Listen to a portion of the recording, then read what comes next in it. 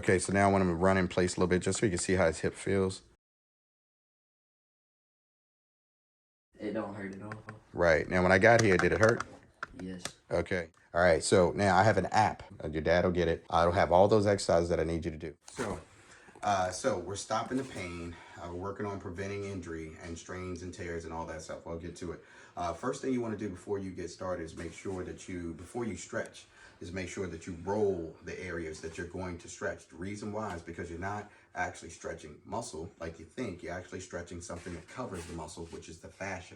So you got to roll it like dough.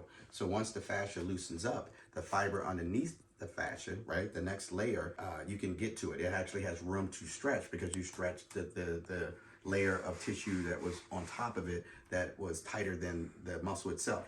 So imagine wearing really tight jeans, but you're flexible, but your jeans are really tight.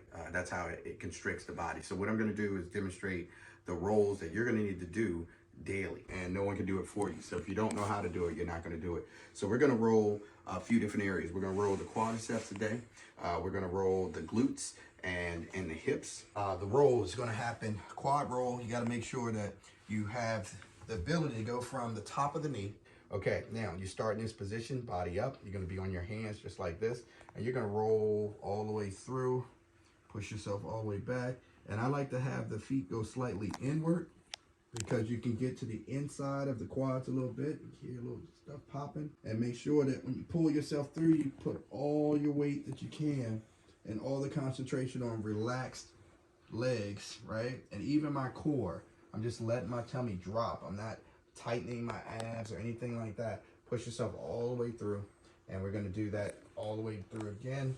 Now, ideally, you're gonna want about 20 reps. And just, once again, keep your feet turned inward and you'll feel it in the hip. You'll feel the quad.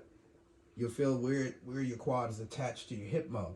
And you're trying to stretch that muscle out so it actually relaxes, so it stops pulling your hip bone down. Okay, so that's what it looks like. Then, Nate, you're gonna go to one leg. You're putting all your weight on that one leg and you're rolling through it all the same way. Go all the way through. Now this one you can take all the way to the hip, and then you pull yourself all the way back up and just let that leg, once again, just let it remain straight, like it doesn't even work. Don't put any tension in that left leg. Keep it relaxed as possible and go all the way through, get to that hip. Once again, and when you get to the hip, you're gonna have to go slightly backwards a little bit just to get the side of the hip. All right, let's go. TFL, right here by the pocket, right? That muscle right here, super important. That's where you're feeling your tenderness, right? Okay, so I know it's on the left side. So what I'm gonna do is I'm gonna show you how to really get in there.